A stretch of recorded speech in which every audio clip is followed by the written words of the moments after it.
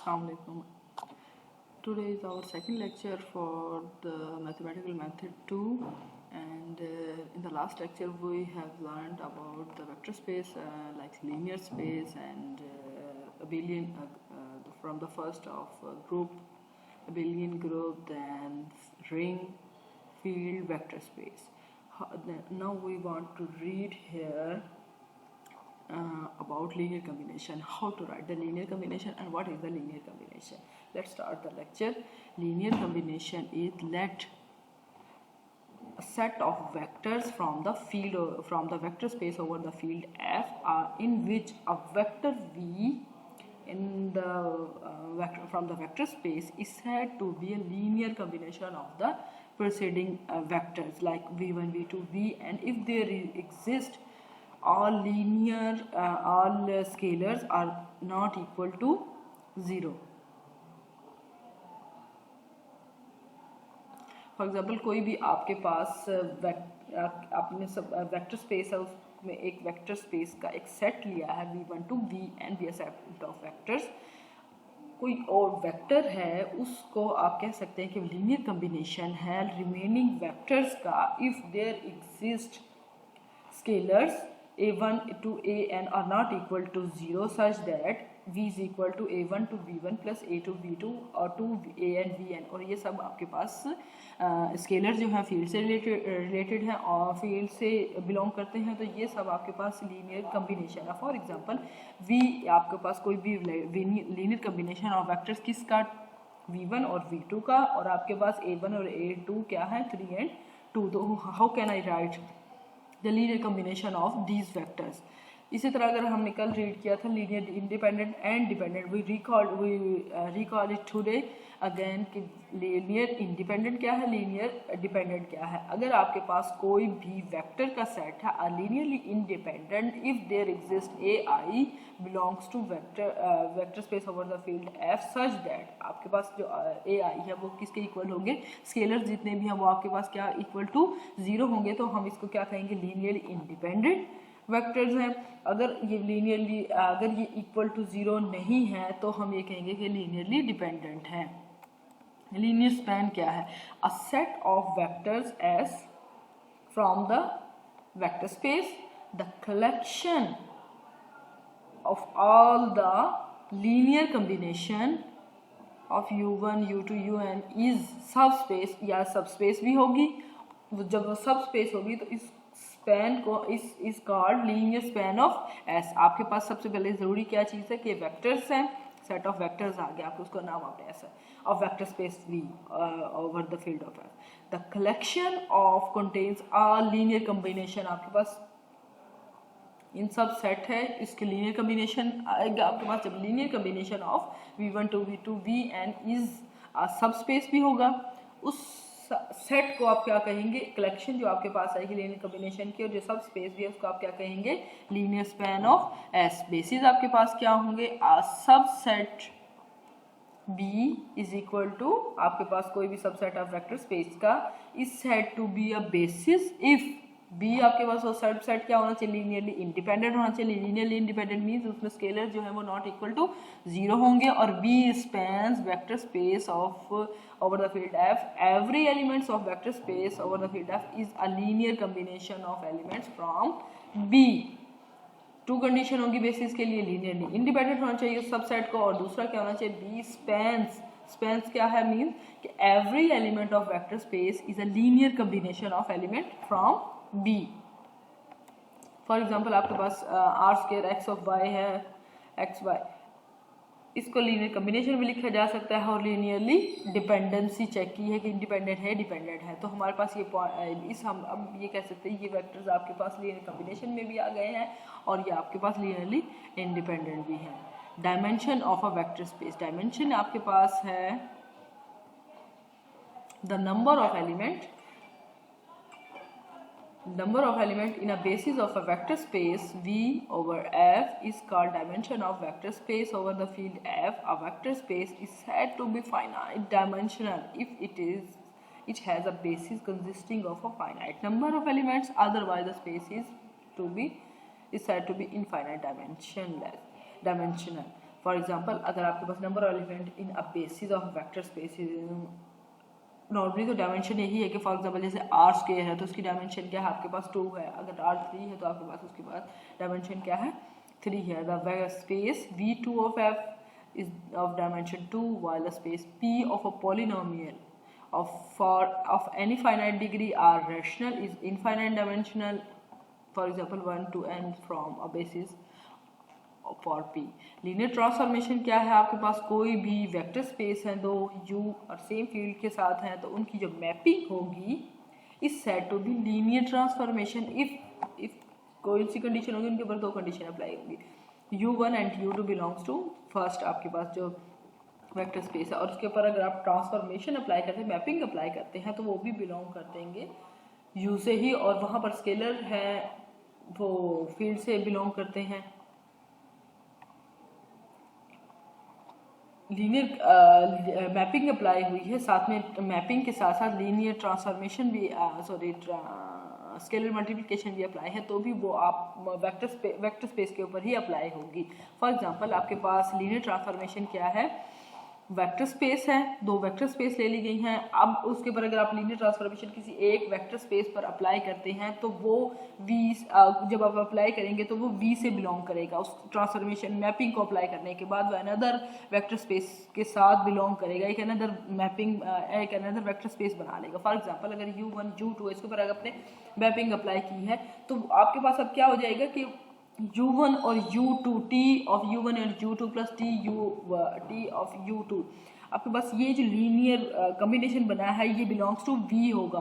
क्यों? क्योंकि इसके ऊपर मैपिंग अप्लाई होने के बाद वो अनदर वेक्टर स्पेस की फॉर्म बन जाएगी, तो हम ये कहेंगे कि लीनियर ट्रांसफॉर्मेशन है from one vector space to another vector space by applying the mapping.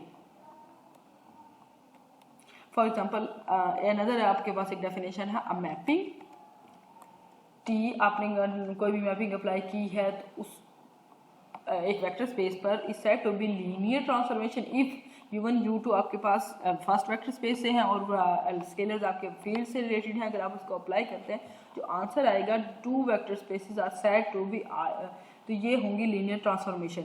अगर 2 vector spaces are said to be isomorphic, कब आइसोमॉर्फिक होंगी, if there is a bijective linear transformation between the, एक तो linear transformation means mapping है कोई भी, अगर वो लीनियर ट्रांसफॉर्मेशन बाइजेक्टिव होगी तो हम ये कहेंगे कि वो 2 स्पेसेस जिसके ऊपर अप्लाई हो रही है मैपिंग, और रिजल्ट जो हमें आफ्टर अप्लाइंग द मैपिंग और after applying the linear transformation वो both are bijective between them, they are bijective, तो हम ये कहेंगे कि वो मैपिंग या वो आपके पास लीनियर ट्रांसफॉर्मेशन क्या होगी, आइसोमॉर्फिक।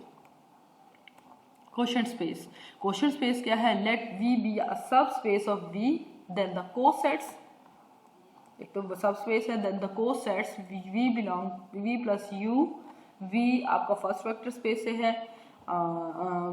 V भी आपका U से बिलोंग करता है और U भी आपका फर्स्ट वेक्टर स्पेस है, तो V belongs to V from a vector space under addition and circular multiplication defined by let, क्योंकि V जो आपके U है आपके सब स्पेस है, और दूसरी बात ये भी एक वेक्टर स्पेस है और V भी ऑलरेडी एक वेक्टर स्पेस है, तो उसका कोसेट आपने कोई भी लिया है, उस कोसेट के हम ये कहेंगे कि ये V from a vector space under addition and scalar multiplication defined by V1 को अगर आप प्लस करें U के साथ, या V2 को, या फर्स्ट अगर आप साइड पे मिलकर क्लोज भी करके देखें, स्केलर मल्टीप्लिकेशन भी देखें, तो हम ये कह सकते हैं V प्लस U आपके पास बिलोंग्स टू V ही होगा, is a vector space called a quotient space of V by U is denoted by V by U। इसमें क्या आपके सबसे पहले यूज किया है, let V be a U be a subspace of V, a vector space की subspace, उसमें से कोई सेट ले लिया आपने V plus U, V आप U से ही बिलोंग करता है, U भी,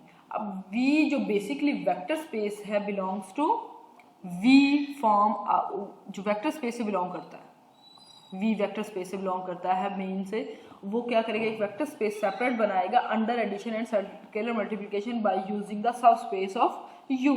जब उनको यूज करते हुए अगर हम ये कहेंगे कि उनकी प्रॉपर्टीज को चेक करेंगे प्लस वेक्टर स्पेस की, तो हमारे पास एक फॉर्म बनेगी, उस फॉर्म को भी हम ये कहेंगे कि V1 कोई भी आपने लिया है, v1 और v2 आपके वेक्टर स्पेस v से बिलोंग करते हैं और u ऑटोमेटिकली u से ही बिलोंग करता है और a आपके पास स्केलर्स हैं जो फील्ड से बिलोंग। इनके अंदर क्लोज्ड और स्केलर मल्टीप्लिकेशन आपने अप्लाई की, जब वो दोनों अगर फुलफिल करते हैं और वो v से ही बिलोंग करेंगे तो हम ये कहेंगे then v plus u is a vector space called the quotient space of v by u is denoted by v over u.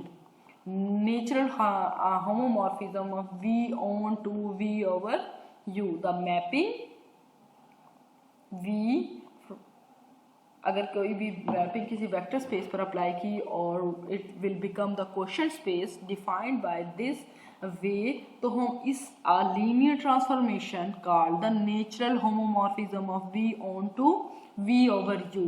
क्या है, एक सबसे पहले तो आपने मैपिंग अप्लाई करनी है किसी भी वेक्टर स्पेस की।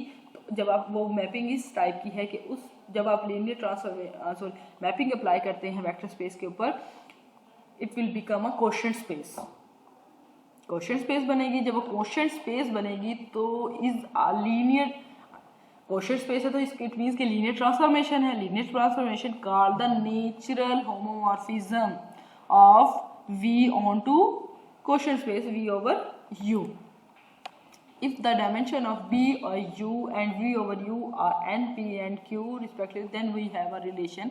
आपके पास ये रिलेशन बन जाएगा ऑटोमेटिकली कि v आपका वेक्टर स्पेस है, u आपके पास अनदर सब स्पेस है और v ओवर u आपके पास क्वोशिएंट स्पेस है।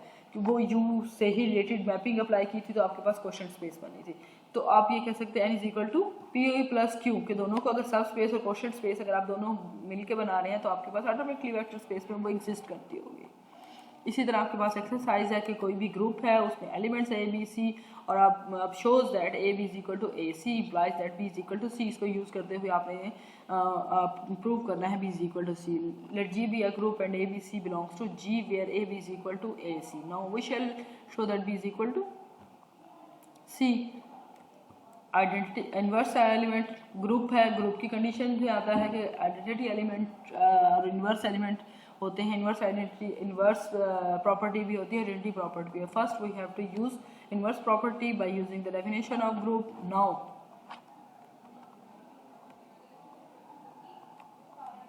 Using the another property or you can call it associative property only group. By using the associative property and the last inverse identity property, so you can call it b is equal to c by using the properties of different properties of group, inverse, associative and identity property। इसी तरह आपके पास exercise 2 है, x y belongs to G is a group shows that x y inverse is equal to y inverse। और x inverse इसको easily ऐसे लिखा जा सकता है, तो हम क्या कहेंगे x और y ग्रुप से बिलोंग करते हैं, सो देयर इन्वर्स भी एग्जिस्ट करता होगा क्योंकि ये प्रॉपर्टी इन्वर्स की आपके ग्रुप में के इनका इन्वर्स भी इसके साथ एग्जिस्ट करता होगा। तो अगर इन्वर्स के साथ आप मल्टीप्लाई करते हो तो आइडेंटिटी आती है। लेट्स कंसीडर आइडेंटिटी आएगी, कंसीडर एक्स वाई इन्वर्स के साथ आप उनको बाहर ले लिया, आप scalar multiplication associative law hold करते हुए, सॉरी एसोसिएटिव प्रॉपर्टी को जब आएगा तो यहाँ आइडेंटिटी आ गई, इन दोनों को अप्लाई करेंगे तो फिर आपकी आइडेंटिटी आ गई। तो it means x y is the inverse element of y inverse x inverse. So इसको हम इस फॉर्म में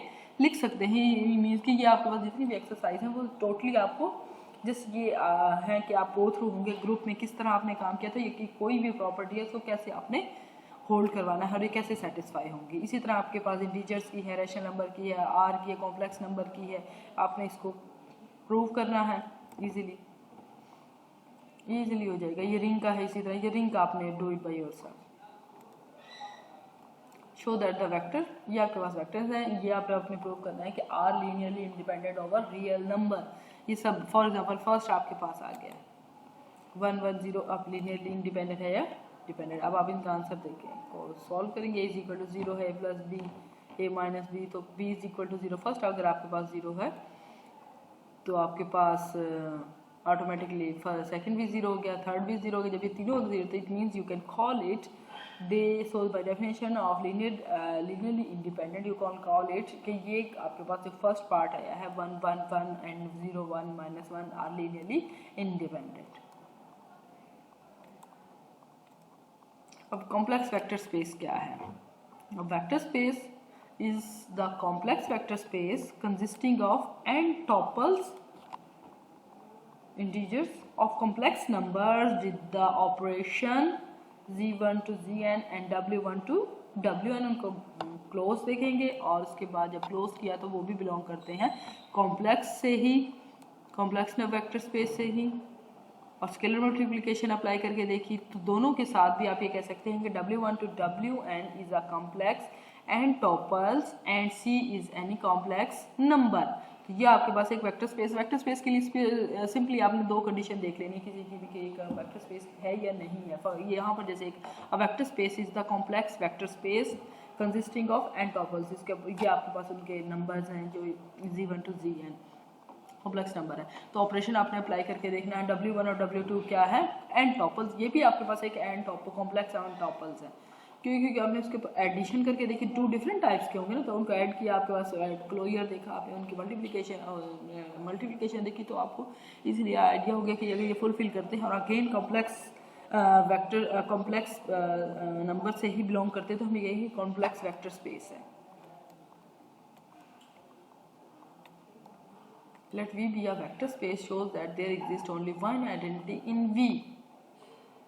Given ये second part आएगा x belongs to V, there is only one identity inverse means कि आपने ये भी प्रूव करें कि जो inverse है या identity है वो exist करती है but there is only one.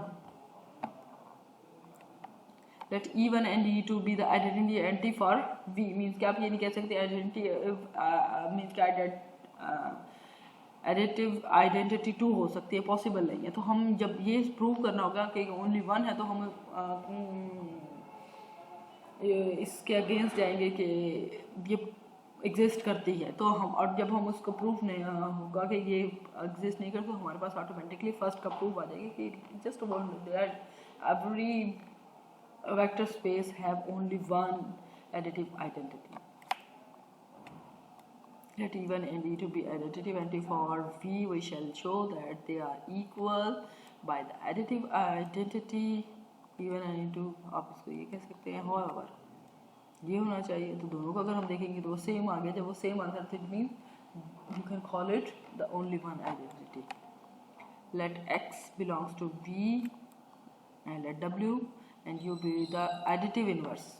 additive inverse भी आपके पास सिंगल होता है, यूनिक होता है, तो आप इसको ये भी कहते, इसको भी आप दो को लेंगे, कम्यूटेटिव लॉ लगाएंगे,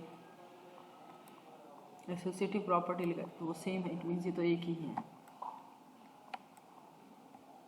ये आप खुद करेंगे, मैं आपको ये प्रोवाइड भी कर दूंगी साथ में कि आप इजीली इसको सॉल्व करके चेक कर लें। आप गो थ्रू करेंगे इससे तो आपको आइडिया हो जाएगा, ईजी है, बहुत टफ नहीं है कि वेक्टर स्पेस है या नहीं है, या इन्वर्स है या इन्वर्स नहीं है, या आइडेंटिटी है या नहीं है। ये जस्ट आपने ये इनकी गो थ्रू करना है इसके अंदर से।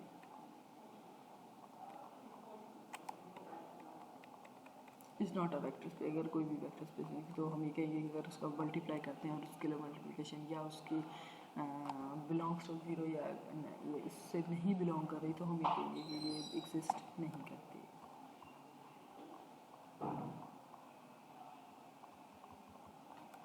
इसी तरह आपके पास आता है metric space. Let X be a non empty set and R the set of real number.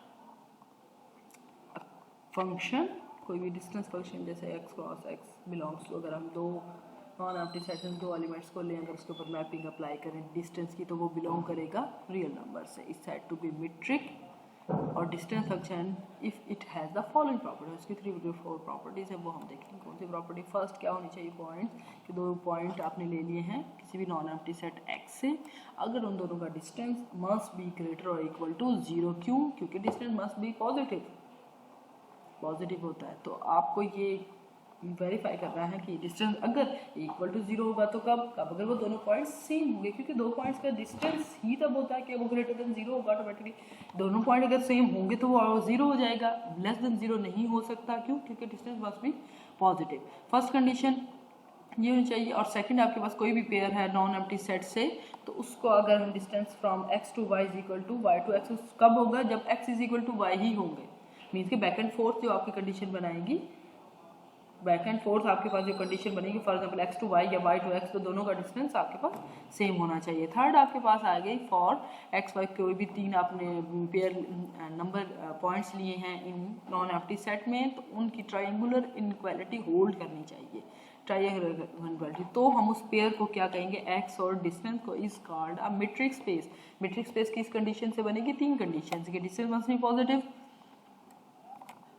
Pair आपका कोई भी होगा तो उनका डिस्टेंस इक्वल होगा अगर दोनों points back and fourth condition में जैसे आते हैं, for third in triangular inequality hold करनी चाहिए।